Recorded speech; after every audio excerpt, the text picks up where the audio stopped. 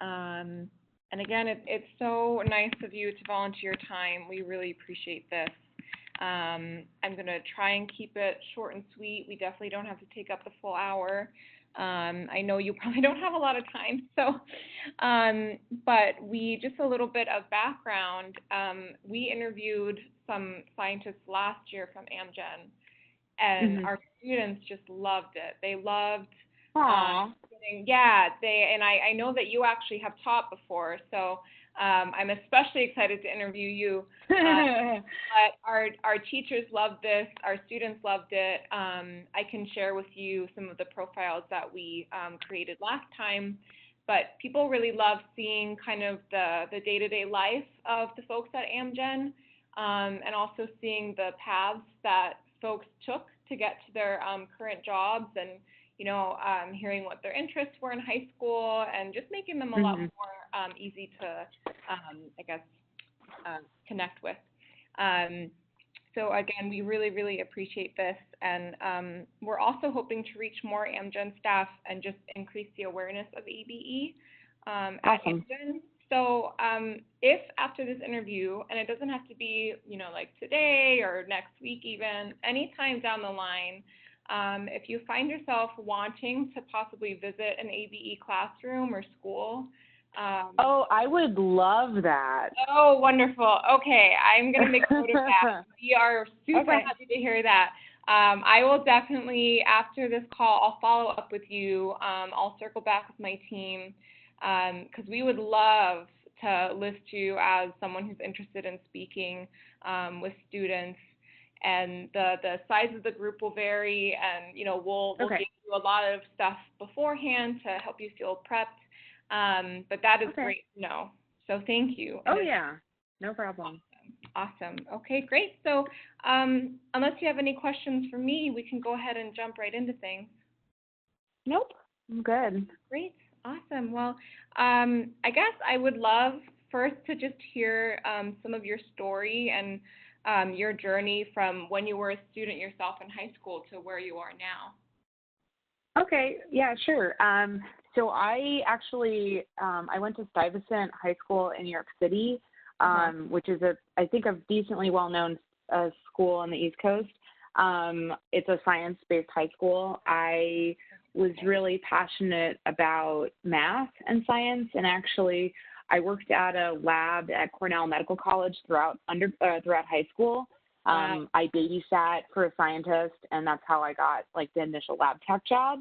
And yeah, I was in developmental biology. I worked on development of the retina, specifically in chicken embryos. And when I did that research, I remember being really wondering why it was me as a scientist making the decision whether a cell was different or not, and why could we not use computers to do that. And that was actually, I think, what got me initially interested in computer science and how do you use math and computer science in biology.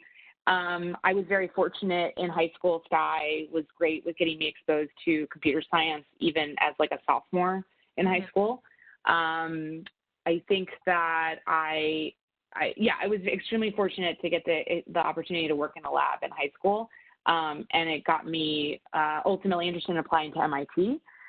I went to MIT. I initially wanted to double major in biology and math, but I actually realized that the Department of Biological Engineering basically compiled both of the requirements from both departments, and was more efficient to study, to be honest with you. And so I studied biological engineering at MIT. I'll be frank, I didn't really know what I wanted to do after graduation, really even until senior year. I worked at a lab a couple times. One summer, I taught swimming to kids in New York City at public pools from ages 3 to 14. One January break, I taught middle school math in the South Bronx. I applied for TFA. I actually didn't get in. So initially I wanted to do TFA. I like to say that because I had a lot of friends that went to TFA. Ultimately, I'm really glad that that things worked out the way it did, because I wouldn't be here where I am now if it hadn't been for that. Ultimately, sometimes rejections are good. is what I'll just say.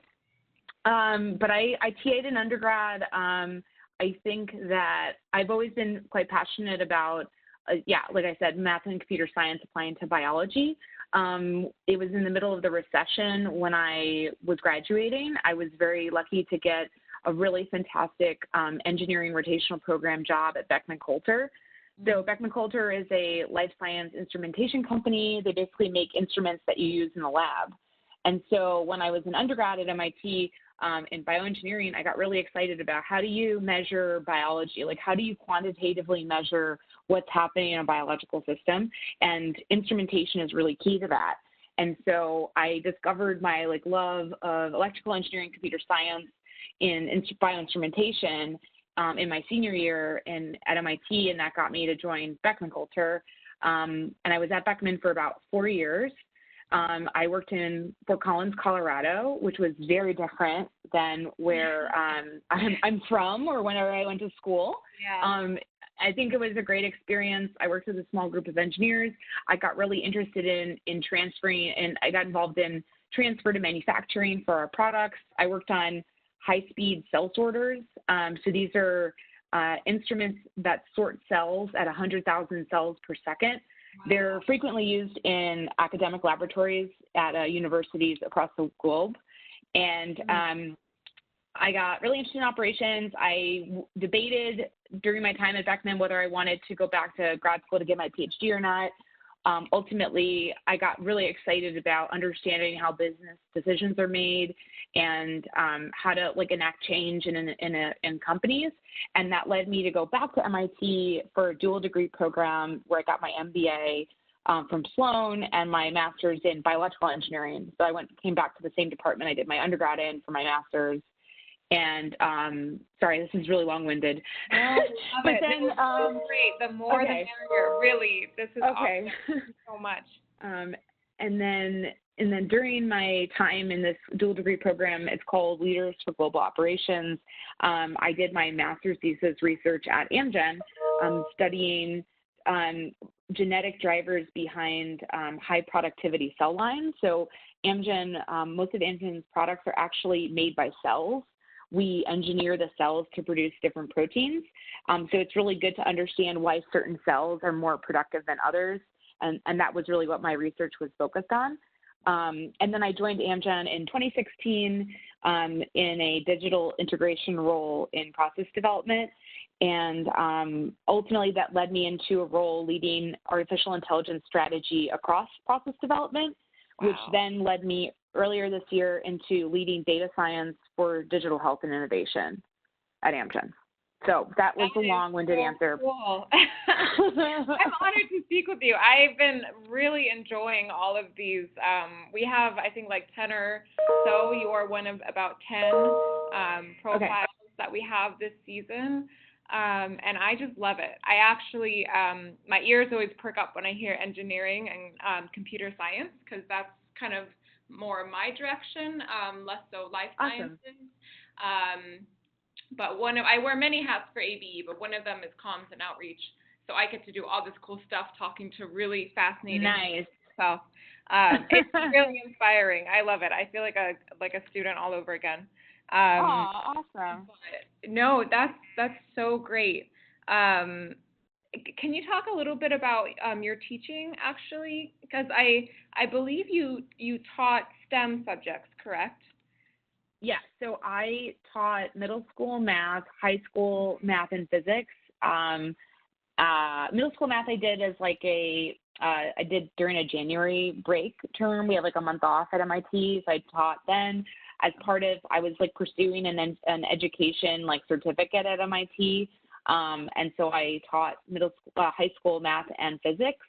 And then when I was at MIT, I actually was an undergrad TA for one of our core engineering classes in biological engineering. And then when I came, when I was working at Beckman Coulter between undergrad and grad, I volunteered at the Cool Girls Art STEAM, so science, technology, engineering, arts, and music. Yes. And that was a small like program for girls. I think it was ages 7 to 11 in Colorado, and I taught computer science and some like mechanical engineering concepts to them. And then when I came back to MIT for grad school, I TA'd again for the bioengineering department, mostly because I felt like I thought at the time that teaching would be a better experience for me, preparing for management than taking like another very detailed like technical course. And that has actually proven to be extremely correct. Wow. There is like so many parallels between teaching and management. I had no idea. Wow. That's could you share some more on that? Because I've never taught actually before. Oh, so a couple things. When you're teaching, like the mark of an excellent teacher is the progression of your students. You're judged based on the performance of your students, and you like that's something that emotionally means something to you is when your students succeed. I think some people get into management because they like the power and they like feeling like they're in charge, but ultimately, you know, you're successful if your team is successful. And so that concept of investing in people's success and investing in people's development is like completely integral to how, when you teach. I think also the like power dynamic is comparable, which I didn't realize. Like, you know, you as a teacher, you do have control over people's grades. I mean, ultimately that's quantitative, but it's very similar in a management setting. So having recognition of the power dynamics that are at play. Sometimes people don't feel comfortable talking to you, or you want to make them feel comfortable talking to you. And those are things that you learn when you're a teacher. I think, honestly, I've told people like the easiest people to work with are like 5-year-olds and like high achieving high achievers that are insecure high achievers are like the easiest like groups of people to work with. Yeah. Yeah, that's funny. But yeah, I think just like investing in people's success, investing in people's development, like you do that as a teacher. You want to get people to be like to succeed, and if you're a good manager, that's what you do. Oh, that's really interesting. Huh. Well, what were some of the common like misconceptions that students maybe had about science, or like worries that they had? You know, I feel like from my own experience and from the experience of some of my peers who ultimately never pursued science, you know, across the board, really broad term. But, you know, not knowing what like direct path you would have into science, or not knowing exactly like what the jobs were, or you know, like one of the profiles that we interviewed last week, someone was talking about how she kind of had like science ADD. Like, you know, she couldn't decide on one field that she really wanted to go into, and it almost deterred her from going any further. But she later realized that it was an asset for the job that she currently has. So were there, you know, I guess common fears and things that your students would talk about with you? I frequently had kids who didn't understand the point of learning math. And so that was frustrating for middle school and high school students. Like they just felt like they had to do it because school told them to, and they didn't understand the value in learning it. And I think that sometimes like your own confidence in your math and science skills, like if you don't feel confident about your math and science skills, then you'll look for excuses for why you don't really need that skill anyways. And so I think that just like encouraging, I found, you know, I tried to create real world examples about why you wanted these skills, where they could be applied. I think actually, you know, with what we've seen with the amount of entrepreneurship and sort of our celebrity, like tech celebrities, I think that's changing the narrative a bit, because now it's becoming sexy to go into tech, and and the media is helping that to a large extent. And so I think it's going to ultimately trickle down and get more students excited about where they can use the skills. I think but I remember, especially when I was younger, like, you know, if you're female, it's particularly challenging. Like I was the only girl on the math team when I was in middle school. Like you frequently, people look at you differently if you're interested in math and science. And ultimately just like having friends and family that are supportive of you, I think makes a big difference. Yes. Yeah. Yeah. I remember being in high school and I taught myself some coding stuff. And I didn't tell anyone for years and years. And I didn't realize until I went to college. I was like, oh my gosh, like there's actually classes on this. This is a real thing. Like I can enjoy this openly with other people. It was interesting. So I can relate to that in some ways. Okay, this is so great. Thank you. So I guess just for the sake of time, so what does your typical day look like? Do you have go ahead. Yeah, so it's pretty varied. I lead a team of 5 data scientists, so most of my time is spent, checking in with them, helping them out with different projects that we're working on, working with other folks like scientists and engineers across the company to better understand important problems we should be solving, coordinating with other teams that are part of our organization. We'll have calls with external folks quite a bit, with startups, with like researchers. So that's kind of, mostly it's me interacting with people. I guess that's like sort of the theme, is that as like a manager, most of my time is with people, versus when I was an engineer or data scientist, like most of my time was by myself. I'm an extrovert, so I love it. But yeah, so I think that's the big shift is basically I just interact with people, strategizing and then helping them out. I love it. That's great. So people skills, obviously you need for your job. Yeah. What other kinds of things? I think that because I lead a data science team, I would not be able to do this job without the technical credibility. Right. And so not only just to have respect from my own team, but also from others that I work with. So the fact that I spent most of my time actually doing the work myself, I think gives me a lot more credibility. I also try to maintain my technical skills. So I'll actually myself take courses on Coursera or read publications, because I think it's very important to maintain that understanding. Mm-hmm. Right. Okay. What is something that surprised you in your work? I think it would be, in my current role, I had no idea how similar it would be to teaching. I was really nervous, to be honest with you, before I started people managing. I have led teams. I led teams of people that were 2 or 3 times my age before, but it's really different when you're really responsible for someone's personal development and growth. And I'm just so thankful that I have had that experience teaching previously. That's been a very pleasant surprise.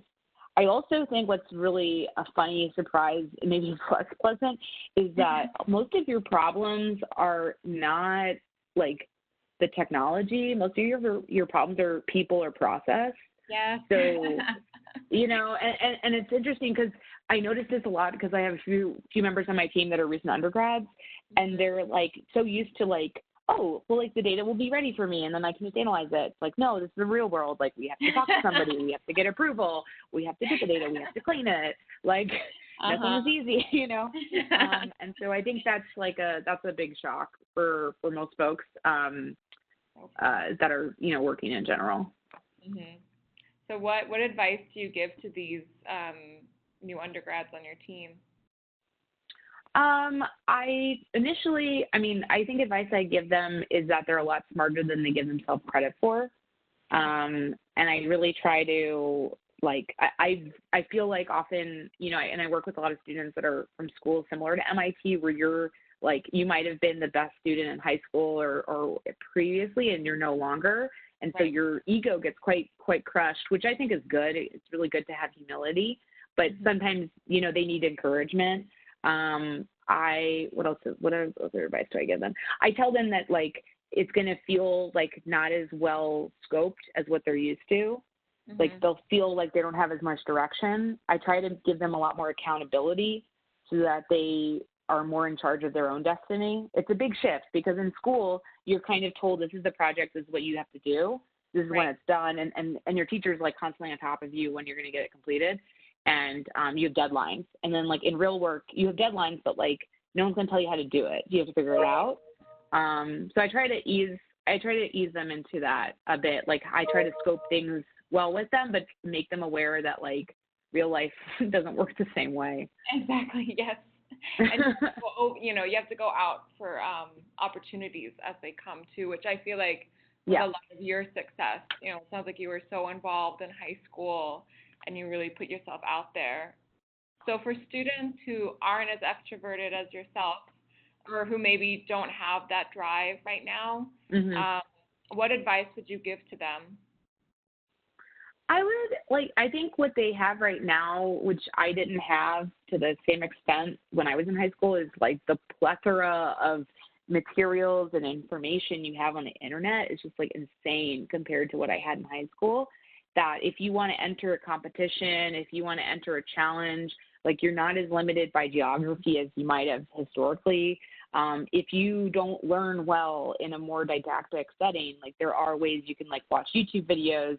You can, you know, follow people on Instagram or Twitter who you think are inspiring. I think those are ways that can get you more involved. And yeah, I just think that the internet is a fantastic source for like equalizing educational opportunities. Right. No, I totally agree with you. That's great. In terms of the future of your field, do you think you'll stay in AI for a while? And where do you see that going at Amgen? I think I'll answer the second one first. I think that we're only going to see it being used more. So I think the future is very promising. I think we're beginning to have a more realistic impression of what is required. I think like last year there was a lot of actually the situation is changing like this. Like last year the perception was like, oh, could we use AI? Is it even applicable? And we very quickly were like, yes. Like we tried, you know, machine learning on a variety of use cases. We found a tremendous benefit just in feasibility of them last year. So it's no longer a question of does it work? It's like when can we apply it and how fast? And that's kind of the question we're answering this year into next year. And so I think what will become continually challenging is making sure we're setting the right expectations. It's no longer a buzzword. You actually have to understand at a high level what's being done, particularly if you're an executive or you're in management. You know, it's becoming, I think, very important to have that knowledge. I think for me personally, I'm not sure, but I think so. And the reason why I'm not sure is because I'm excited about a lot of different things. I'm interested by a lot of things at Amgen. I think what I've always, the common thread I've always found is my interest in math, computer science, and biology, and that has always remained consistent since I was 14. So I feel like that it's been 16 years of that, so I don't see that really measurably changing in the future. But I think, you know, what'll be exciting is I really want to get more involved on, you know, playing a direct role as part of launching a new product. My team is getting more into that, but that was something I really enjoyed at when I was at Beckman Coulter. It was very stressful. We were responsible for the revenue of our division at the company, so it was stressful. But I think that level of ownership I really enjoyed. Amgen is definitely way bigger than what I was working on at Beckman. And the problems that we're solving are much more addressed, you know, impact a lot more people. But I think ultimately I'd like to get more into, you know, more parts of the business. But I think I don't see anything in the short to medium term. I mean, this is really a phenomenal place to be. Yeah. Oh, great. What's aside from being phenomenal, what is one thing that's challenging or maybe kind of difficult? Oh God. And also, just so you know, we're gonna run all of this by Thank you. editor. Yes. So you will see the first draft before we do anything with it, and we'll let you look at it and make sure stuff is in there or not in there. Awesome. So don't worry about that. Okay, awesome. Thank you for that. Let me think about this. There's a couple things. I think one thing is the buzzwords have kind of, I guess this is challenging for me right now, is the sort of lack of understanding of AI and machine learning leads to a proliferation of misuse of buzzwords. And then also kind of on the opposite side, almost like a disregard for mathematical techniques that may not be as sexy but are equally or more effective. So it's almost like we're really excited about the words machine learning and AI that we'll either use them incorrectly, like folks not our team necessarily, but I have observed this externally to Amgen and even with others at Amgen, like there'll be a misuse of the words to kind of encourage excitement. Right. But then on the same time, there'll be a discouragement against techniques that are less complicated but just as effective because they're not necessarily as sexy. Right. So I think it's just kind of the hype machine right now it becomes a challenge for us because it can affect like people's excitement in projects with us. It can affect people's expectations on how something will work.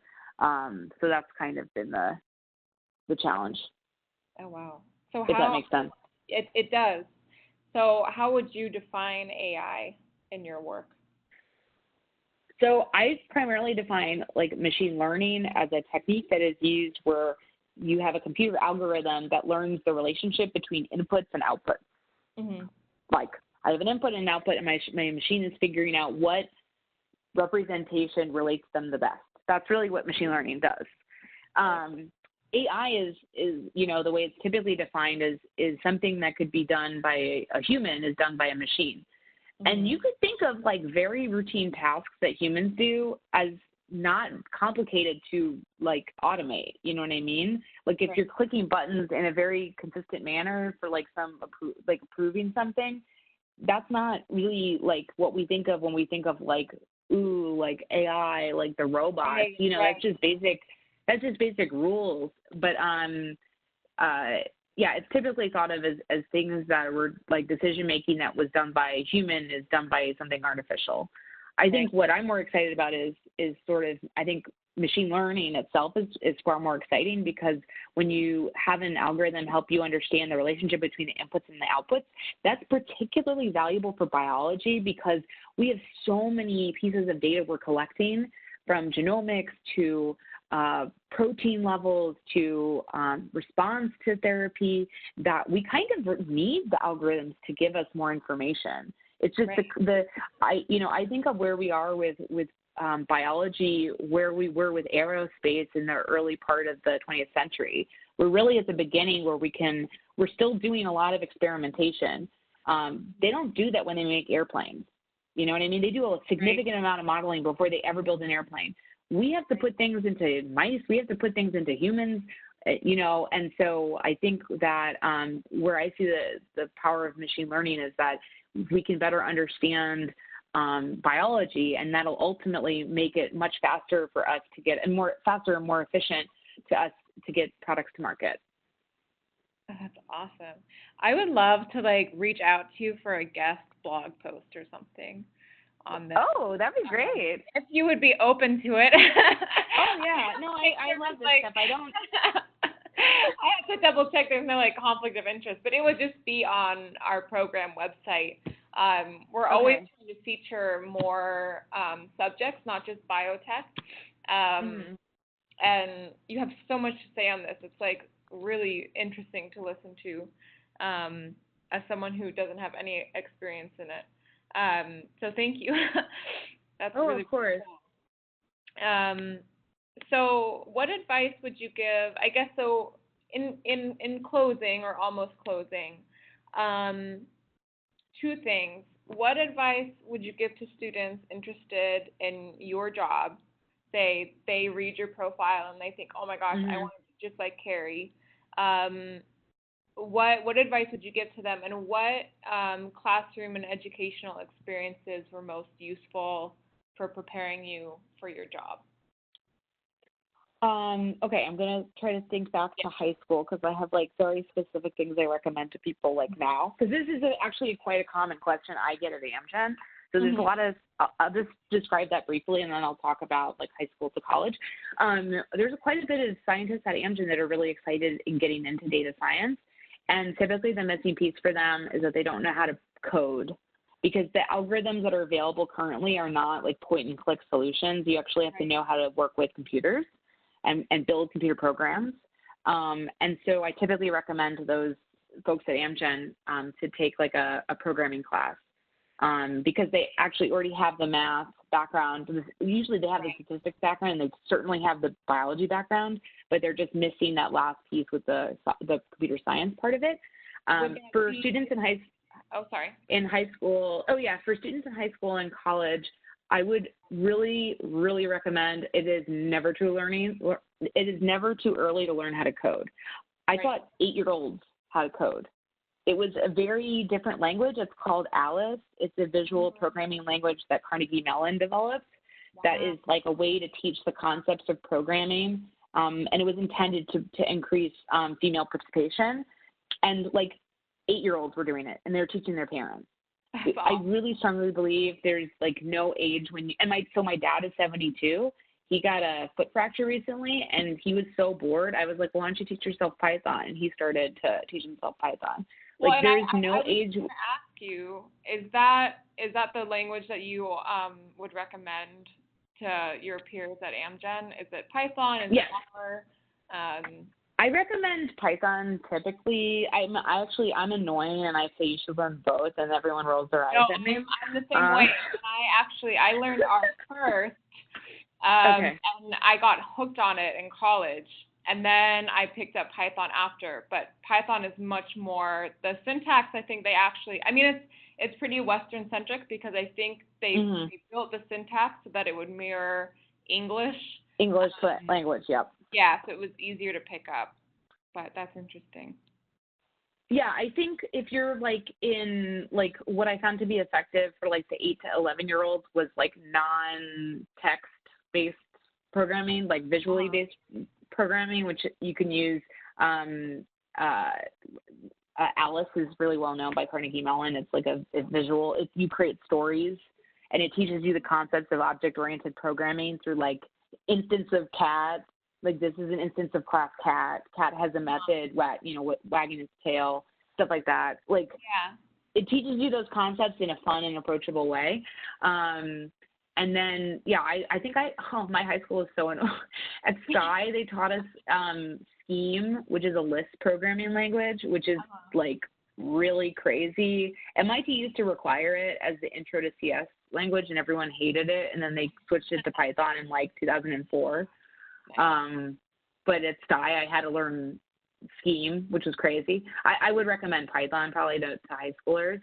The other thing I would say is like I don't think people should ever feel. Oh, I'll give you another story. So I don't feel like students should feel like, oh, I'm already behind. Like I didn't learn how to code when I was in high school or middle school, so like I should just give up. Like I can't do it. Because my sister got discouraged from majoring in computer science because she felt like she was behind. She was like the only girl in the class. So she did like web programming as a minor. She worked in entertainment for a year. She worked at Extra. She went into a coding boot camp and that led her to a couple startups. And now she's at Google as a software engineer. Wow. So my story is basically like, don't let other people if you're passionate about it, you should just do it. Like, don't let societal, whatever gender norms affect your decision to pursue these kinds of goals. Right. Oh, that's great. Okay, well, thank you so much. I'm trying to think if I think we covered just about all the questions I had for you. Okay. But this was a really great experience for me. It's been so nice talking with you. Thank you so much for your time and sharing all of this with me. And again, we'll put this into a nice organized format, run it by you, and that'll probably be within the next month or so, especially with, upcoming holidays and such. But in the meantime, and I'll send you a follow-up, but if you could get me a photo, maybe one like nice headshot, and then also one that's casual or candid. Kids really love to see that too. You know, they get to see, you know, people are multidimensional. And yeah, this was so great. I really, really appreciate your time.